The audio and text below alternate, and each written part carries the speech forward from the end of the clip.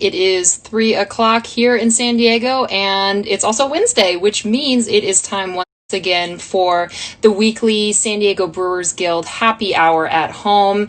As always, I am Beth Demon on behalf of the San Diego Brewers Guild. You can find me on Instagram at The Delighted Bite or on Twitter at Just Delighted Bite. There were some character count issues there. But this is something that we do every single week where we check in with a number of San Diego breweries. And this week we've got a hard kombucha company as well here in San Diego, just to see what their status is during COVID-19, how we can best support them, where we can buy their stuff, what they've got on draft right now, where we can buy merch, how the Brewers Guild can help them out, everything like that. So occasionally I do throw in a dad joke, or in my case, a mom joke or two. So be sure to stick around for my terrible, terrible sense of humor. But this week we are going to be going all over the county today. We're going way up north as far as Temecula and way down south as far as Chula Vista, and a little bit east as well in La Mesa. So first up, we're going to have Helix Brewing, which is one of the only breweries operating in La Mesa. So that'll be interesting to see their take on what's going on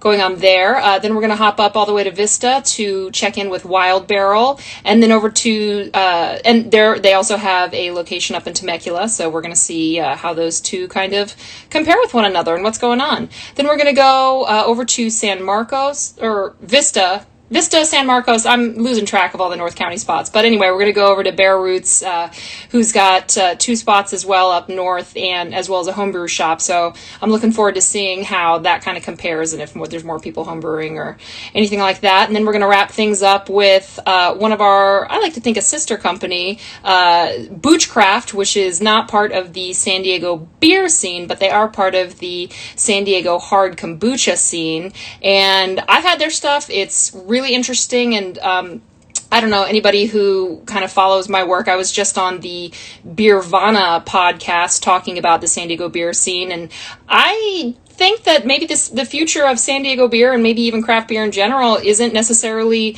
just beer. It's going to be things like hard seltzer, obviously. It's going to be things like hard kombucha and lots of complementary overlapping beverages, because like the Brewers, Bart Watson at the Brewers Association, what he says is we're not in the beer industry, we're in the alcohol beverage industry. And so that'll be something interesting, checking in with the hard kombucha space and seeing what is going on over there. So before we get too into it, let's go ahead and crack a beer. I did choose something slightly controversial today, which is I went Stone.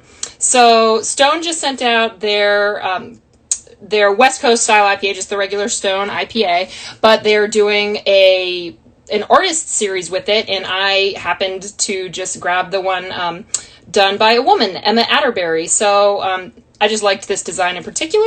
We will crack it open. Again, as if you guys have tuned in over the last couple of weeks as we've been doing this, I tend to only buy beers or drink beers on here that I've had before and I know that I like, because I'm not going to take a sip of something for the first time and be like, oh, that sucks. That'd be kind of crappy. So we're here to support the San Diego craft beer community, and let's have a little sip of what Stone is brewing up. Obviously this is one of the first beers in their portfolio. I'm sure it's been fiddled with in their, 30-year history or whatever. But, they've got it pretty well dialed in. There's been a lot of drama happening at Stone, kind of always. But really this week, their CEO, Dominique Engels, just left, and the co-founder, Steve Wagner, is taking over that position for the first time in the company's history, which is, I guess, only kind of bananas if you're really, really into corporate structures of craft beer, which I feel like some of the people watching this might be.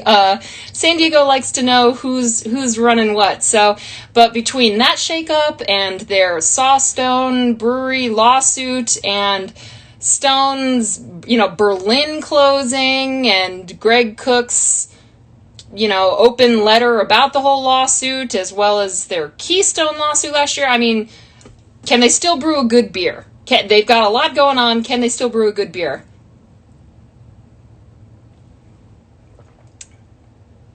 I'm gonna say yeah. I mean, they've had a lot of time to get it dialed in pretty tightly. They've got the foundation to really crank out pretty reliably consistent, high quality beers. Whether or not it's your palate or not is sort of irrelevant. It's not for everybody. But anyway, kind of interesting. So we won't spend too much time hemming and hawing about Stone. I'm drinking a Stone, and it tastes pretty damn good. So a couple bits of news. There are some places that are hiring. So if you are looking to enter the San Diego beer industry, it looks like North Park Brewing Company, which I would be a great team to be a part of. They are looking for some taproom people as they expand to more outdoor drinking and dining. So be sure to check out North Park Beer Company. Helia up in North County is looking for a sales rep, I believe, to handle the southern, part of the county. So something to think about. And then Juneshine, another hard kombucha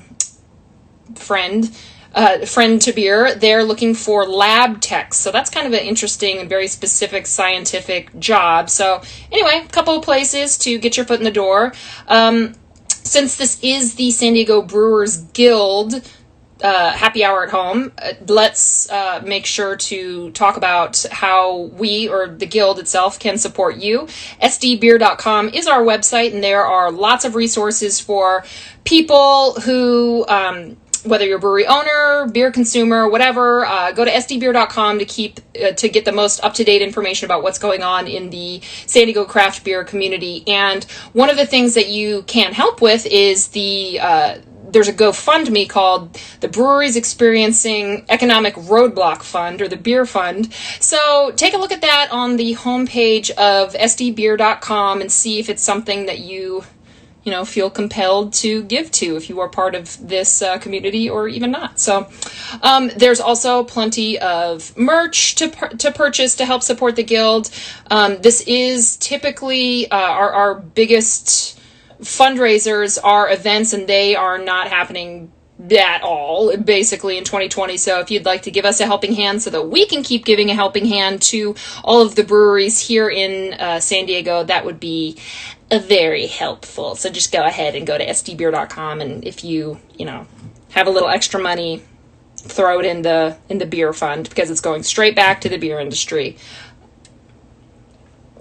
And if you have any questions or concerns or anything that you see or don't see on the website that you'd like the Brewers Guild to address, info@sdbeer.com is manned or womaned. I don't know who answers those, but it's a pretty small staff, so you should be able to get a reply pretty darn quick. But before we bring on the folks over at Helix, please do keep in mind this is interactive. This is a two-way conversation. So if you have a comment to whoever I'm talking to, or a comment for me, a question, you just want to chime in with something weird, feel free, bring it on. Go ahead and type it in the comment section, and we will do our best to accommodate that, unless you're just asking where to get the best IPA in San Diego, which is a real question people have asked, and I just think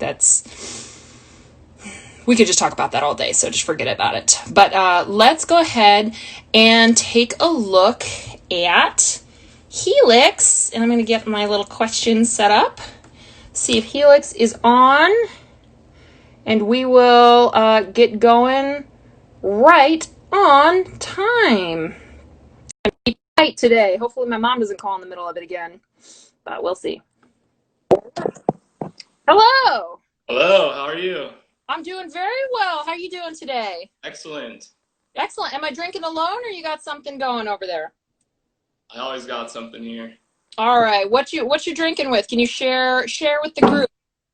Right now, drinking Active IPA. It's our session IPA. It's been around for nearly 5 years. Solid West Coast style IPA, coming in at a whopping 4.4. You could drink it all day long. So it's a great beer to start with. I was definitely about to ask what your ABV definition of session is, because I find that it is quite varied depending on who I talk to. So I feel like 4.4 is pretty universally acceptable for a session. Correct. Yeah, the new rules dropped it down under 4. So yesterday we came out with a new tropical session IPA that clocked in at 3.9. So we got 2 now up there and 3.9. So I'm trying to bring that down. because we're at home a bunch, so we can drink more. It's true. It's true. Well, I feel like we dove right into it, but would you mind just doing a quick intro of yourself and a little bit about the Helix family over there? Yeah, my name's Cameron Ball. I'm the brewer at Helix Brewing. Been there for 5 years since it opened. Got a small team of us, five others plus me, holding down the shop, pouring tasty beers, open every day, navigating through this whole COVID stuff, restrictions. We have food trucks every day, so we get to pour pints daily, which is really nice, and everyone's super stoked. Yeah, and I mean, you guys have that great outdoor patio. I mean, I'm actually just like right down the road. So you've got tell us a little bit about the setup. You've got the Helix tasting room, you've got the Sourworks tasting room. Talk about what it's like at your spot for people who might not have been there. Yeah, so if you haven't been to Helix Brewing, when you kind of walk in, you walk in through this entryway kind of funky zone where you can kind of see inside the brewery. Then you kind of have to like loop around and then come into the bar. So you're thrown kind of right into the outdoor space, which is pretty cool. Nighttime's really rad. Mm-hmm. And next door, almost 2 years ago, we built a new place over there called Sourworks. And Sourworks is a 100% barrel fermented sour beer program. So, I mean, you guys have been around for 5 years, which is, pretty a pretty solid time frame when you're talking about the, very competitive San Diego beer scene. But La Mesa, I think, as of once Four Penny closed, I think there's only what three brewery, even tap rooms operating in city limits. So, I mean, talk a little bit about what it's like to navigate that, like being outside that super hyper concentrated, like neighborhoods like Miramar or North Park are. Like, what's the beer scene in La Mesa like? Yeah, the beer scene here is awesome. Everyone's super stoked on all these beers. I grew up here in La Mesa, so I just wanted to kind of stick to the roots and just bring really good beer to everyone here, and just keep throwing out, awesome beers, new hops, and just keeping things really fun. I mean, so, I mean, you're from here and you obviously have super deep roots here. Is there, COVID aside, is there any talk of expanding outside La Mesa, or are you kind of playing it close to the chest for now? Yeah, right now we focus on site. We have an awesome on-site, uh, layout space there. It works real well.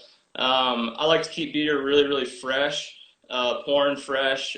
So we keep it, in-house. If some bars want kegs, I'll drive over a keg, but I'd rather go for like a long run than drive around with kegs.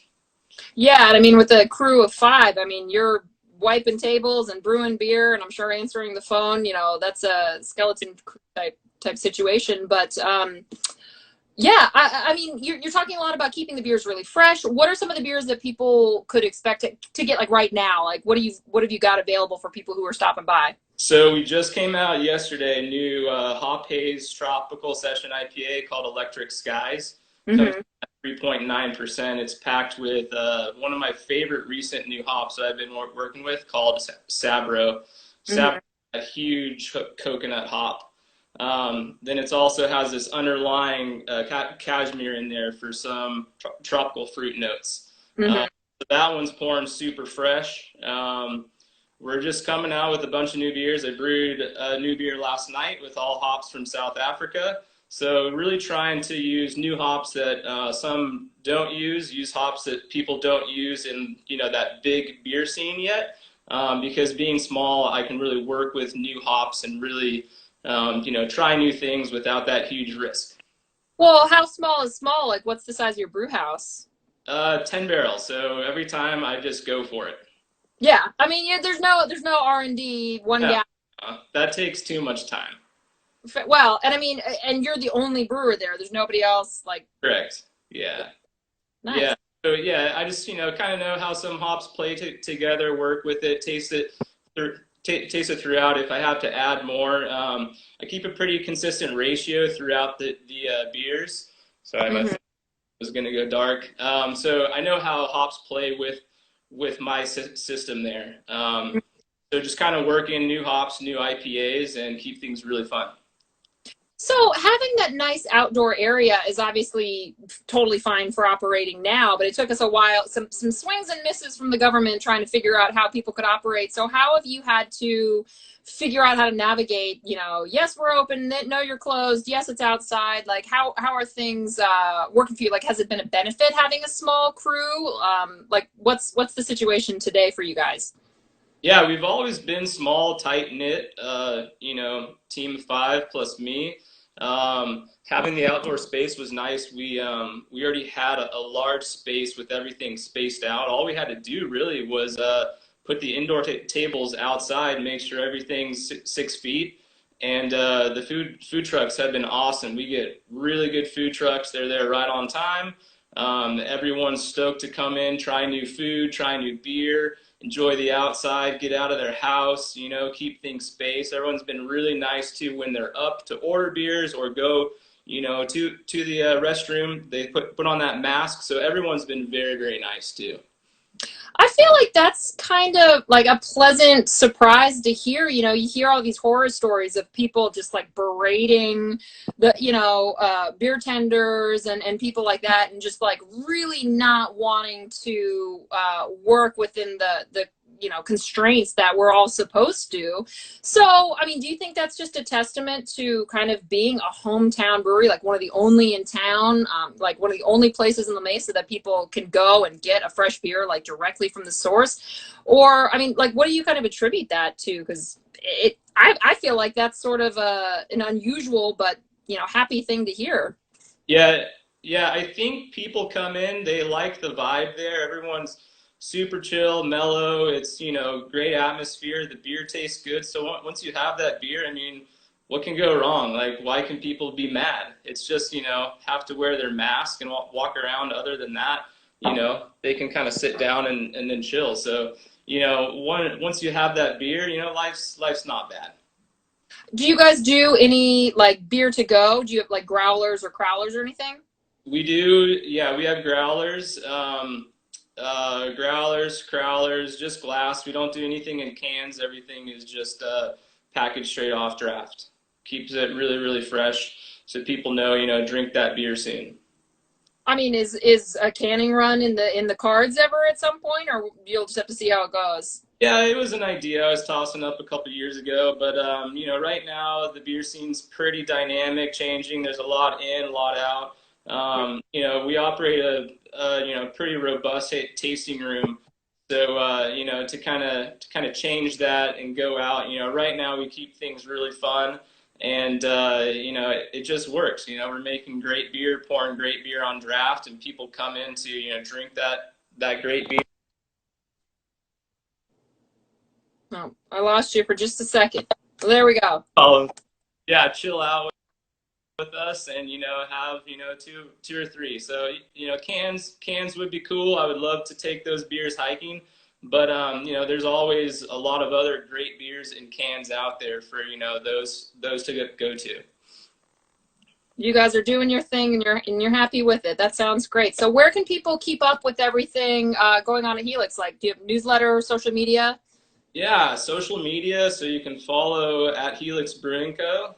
We got, the Facebook and things like that. We don't really do any newsletters or blogs, but, you can see the food truck rotation on our website, which is, has a link through Instagram.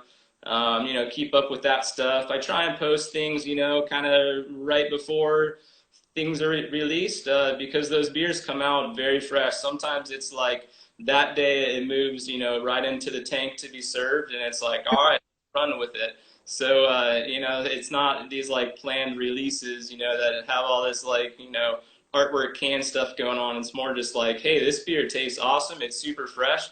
Let's pour it. I love it. I love it. Well, thank you so much for checking in with us. Best of luck, and I'll stop by soon. I'm sold. I Right love on. fresh. Cheers. All right. That was the folks over at Helix Brewing Company. So yeah, one of only three, I think there's only two operating breweries in La Mesa, and one satellite tasting room. So only, the sky's the limit for the La Mesa beer scene, which I am personally very excited about. But we're gonna go up north now and keep things going with. We're gonna do who's next? We're gonna do Wild Barrel next. Let's check out where they are. Let's see where they are. I actually don't see them, but I do see Boochcraft on here, and it looks like I am not able to add you. So do make sure that you get off of a computer and on a mobile phone. Otherwise, we won't be able to chat. But yeah, I don't see Wild Barrel on here, so we'll give them just another minute, unless you're off.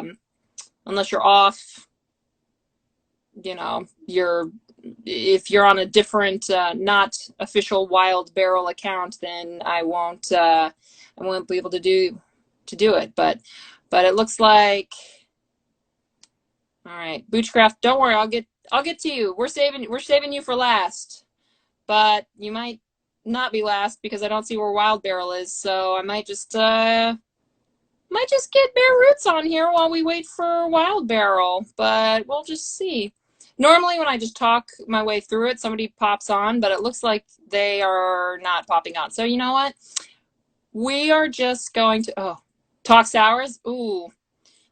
Honestly, I might bring you back on to talk about sours because I am interested in that. Yeah, you know what? It looks like our itinerary was supposed to be Helix, Wild Barrel, Bare Roots, and Boochcraft. I see. Yes, Zach. I see California Wild Ales. Yeah, I see you on there. But I think what we are going to do is we're just going to keep things rolling because they might pop on a little bit later, and I want to give them a chance to chat. So, Bare Roots, consider this your warning that I'm about to add you. So put on pants or do whatever you got to do, or don't. We're only doing top half, so get crazy.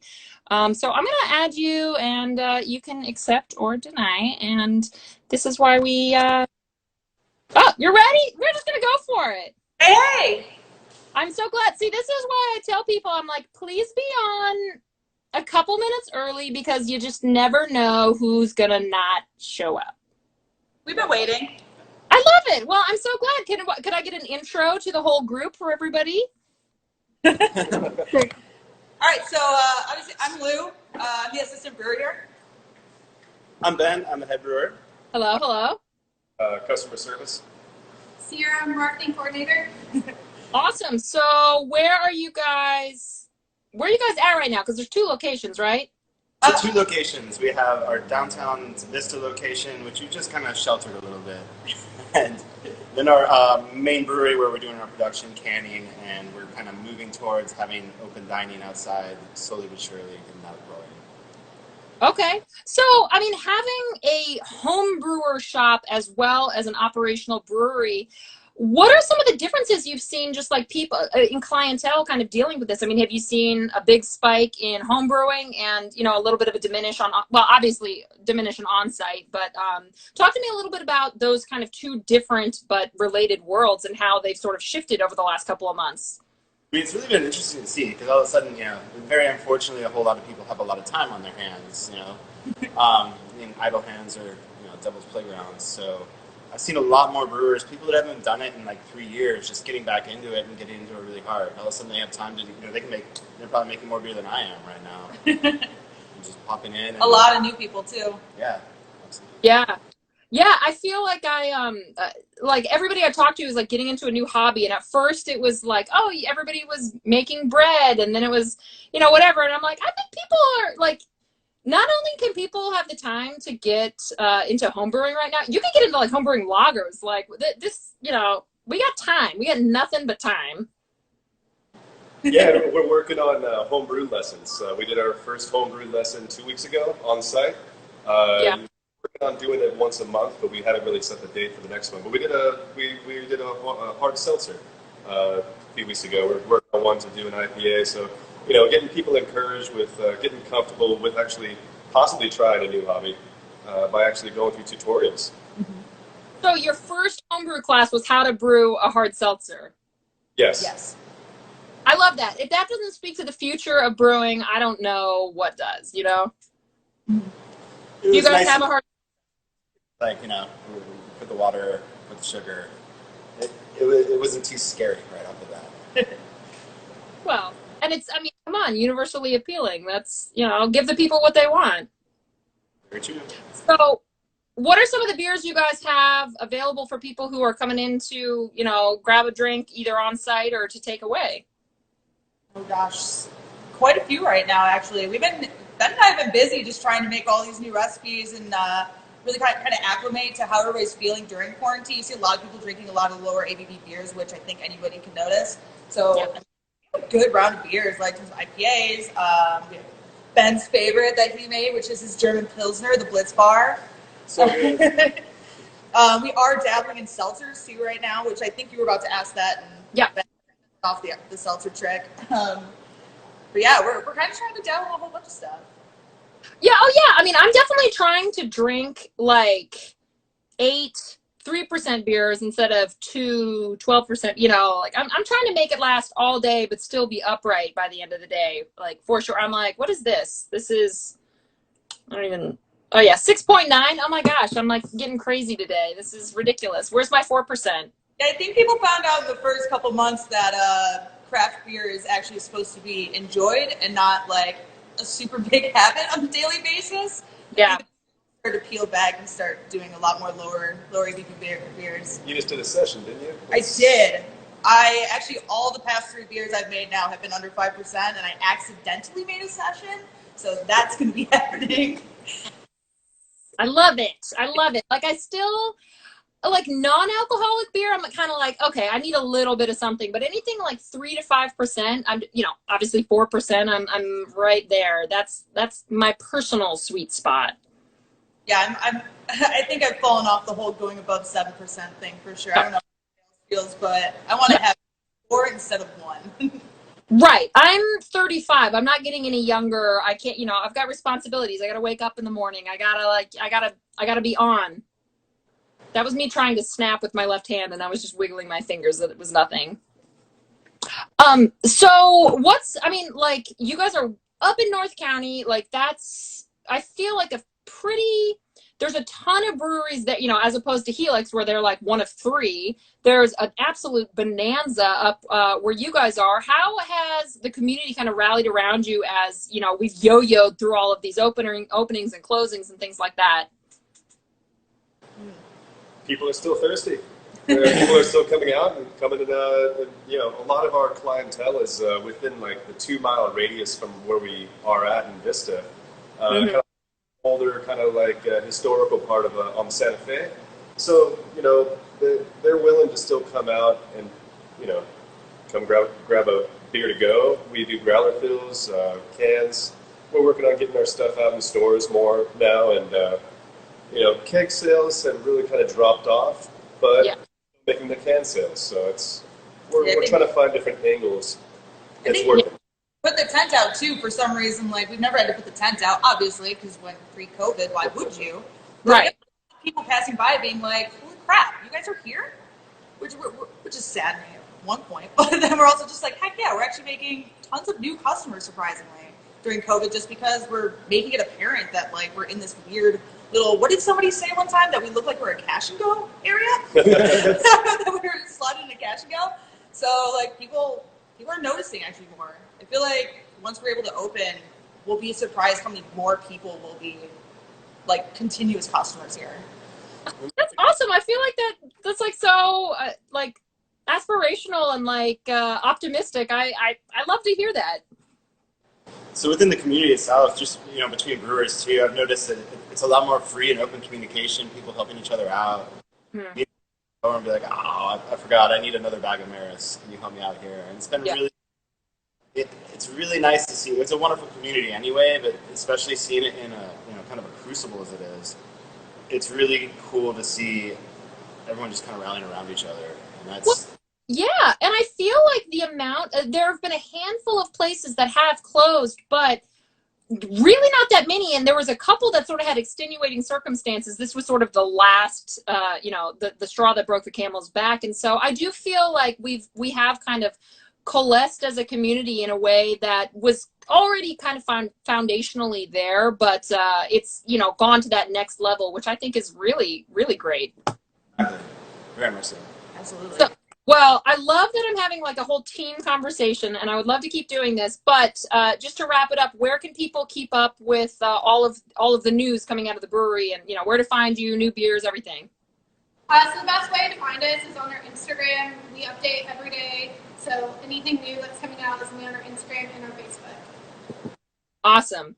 Instagram, love it. And if you're curious, it's the one that you're watching right now, so you'll know where it is. Well, thank you so much for being willing to hop on a little bit early. I really appreciate that, and good luck up in North County for now. We'll see you soon. Really sad I can't arm wrestle you this year. Dude, I don't even want to I don't talk about it. I'm very upset, and I'm still kind of in denial about it, but there's, 2021, I've got a whole extra year to work on it. Let's get one of those fake slip pictures where we take the picture separately in our outfits, but we get somebody to Photoshop it like we're doing it, and we'll say that it happened. Oh, I already had a theme and a costume and a name, a whole new thing. So she's talking about there was a Pink Booth sponsored for Beer Week, women's arm wrestling event at Cairo Brewing, and we both participated. It was so great, and I will say best beer event of Beer Week, even though I'm on the Brewers Guild Instagram and Beer Week. But I love you. It's so good. Wow. Thanks for having me. Guys, see you later.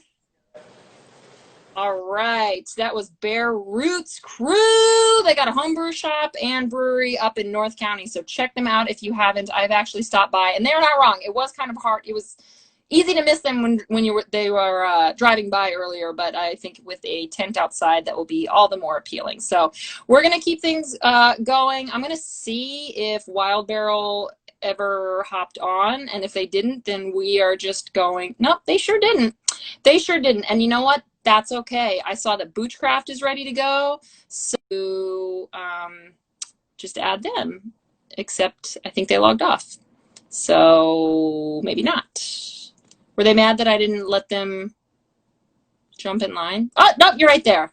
There we go. We're gonna get you on ASAP. We might have to. What's going on? Hi. How's it going? All right. Cool. Good? Yeah, that's great. Can I get a little intro for who you are? Yes. Yeah. Hey, I'm Margaret, and I'm the director of marketing at Boochcraft. So I'm here in the R&D lab with our lead R&D scientist, Kyle. Woo! Hi, Kyle. The Flava Flav master. He's in charge of putting out all the banger flavors you've been seeing lately. So, is this the facility in Chula Vista? It is. Okay. Is it possible to get a little bit of a tour? Because a little bit of a tour. I mean, it's like seeing my messy room right now, because we've been kind of putting a lot of stuff together, but this is just the flavor lab. Mm-hmm. And so this is where I hang out and get fed really awesome flavors before they're out. So I bring my laptop here. I sit on this leopard print chair.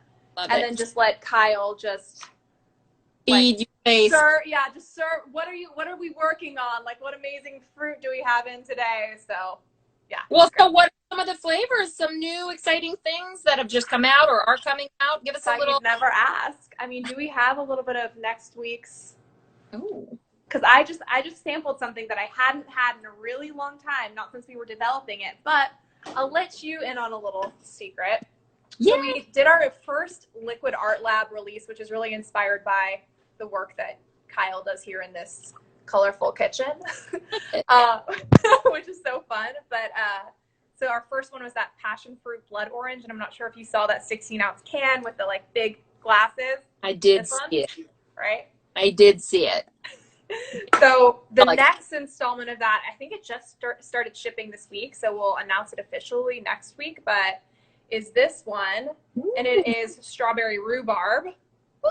Ooh. So we are so pumped. We get the strawberries from our friends at JR Organics, which is up in Escondido. So yep. This is what the liquid looks like. Ooh, very pretty. So I've had a ton of Boochcraft. You guys have been super awesome about just reaching out to me personally as a media person. But for people a beer person who wants to like enter the hard kombucha space, like what are some of the like the flavor profiles or any of the varieties that would be good for a beer person to start with? That's funny. I just had this conversation with one of my like grizzly bearded IPA friends in San Francisco, and he was like, I don't know about this fruit. Like, I'm not sure. Right. And it really depends what you're into. I personally love ginger lime. Mm-hmm. And it's because it has that bite and it is pretty dry. I feel like it's really appealing. But I also really like it because when I'm here at the brewery and we're juicing the ginger and the lime, you can like feel it in your cells. It is so potent. We fresh press everything here in-house, and that to me makes all the difference. When I crack a can, I'm like transported to that whole sensation. So I'm super biased, obviously, but that's kind of the one that I tell people, like, if you're not super into like the fruit juice and you want something a little bit like more sessionable, drier, lower sugar, that's the way that I go. And I feel like that would really appeal to the cocktail crowd as well. You know, people who are into mules or gin and tonics or whatever, like that's a really familiar profile for them to cut their teeth with. And I think a lot of one of the nice things about the more fruit forward ones is people kind of have preconceived notions about like what kombucha is going to taste like because of what they've gotten at Whole Foods, whatever. Like it's tangy vinegar, and I think that there's definitely shades of that in certain different flavors, but it's certainly not universal when it comes to even Boochcraft in particular. I mean, you guys have a huge portfolio of different flavors. Totally, and I think there's something for everyone. And it's funny because we talk about how people give us like kind of like the double-edged kind of compliment where they're like, oh, I thought this was gonna taste like gym socks and it doesn't. Or like, oh, I think kombucha is like vinegary. This is actually like pretty decent. And you're like, oh, thanks. So we're constantly trying to kind of fight that learning curve, which it's fun. Like it's a fun challenge, and that's why we love the opportunity, and we miss so much right now, like in the era of COVID, not being able to sample people. Because when you get like this liquid in front of new people and they like have it for the first time, it's such a revelation. Well, where can people get it right now? Good question. No, teed me up. No, so we are in a lot of Whole Foods. We're in, Sprouts, Lazy Acres, Bevmo, Total Wines, Ralph's, pretty much everywhere you'd expect a grocery outlet. It's one of my favorites. Grocery outlet, like I love it. First of all, like side note, I love grocery outlets so much. Like it is Christmas for me whenever I go there. I'm like, you sound like Aldi. Like I'm obsessed with Aldi, so I feel like I know what you're talking about. Right? I'm like, you walk out, you spent $28, you're stocked for like a month. I know. Is there a greater joy? I don't know. So, and you can get Boochcraft there, so that's really you can get Boochcraft. And all of our heirlooms, they have them there as well. And it's funny, there's a shout out to Grocery Outlet in Tustin, California. They have like an Instagram account, and they're just like, we sold through in 24 hours our first shipment of heirloom peach. We got it back in, and they're like telling their fans, and I'm just so pumped for them. So they've been like, don't sleep on Grocery Outlet. Guys, first, Grocery Outlet is the shit. We love it. San Diego Brewers supports Grocery Outlet. We love it. But then also like, your local like corner stores, that's like the bread and butter, right? Like if you don't know like your corner store people, like take a walk. Yeah, I'm down. Learn their names. Well, is there any on premise at all right now, or is it just strictly off premise? There's a little bit of on premise because I've been really inspired by seeing how our like restaurant partners have kind of made the best of a bad situation, and they're still cranking. And with the regulatory easing right now, you can go grab a can of Boochcraft at your favorite pizzeria and walk out with it, which is like you're set up. We haven't quite good Wednesday night. Savannah status where we can like straight up just drink on the street, but honestly I think we can a little bit. I'm not advocating that. I'm just saying not if the ABC or the TTB is on this, we are not advocating. But bigger there are bigger problems. I'm just saying, like, I went and picked up another like 6-pack of Swami's wherever I was the other day, and I'm wearing my mask. I'm like fully prepared to show them my face, my ID, and they're just like don't.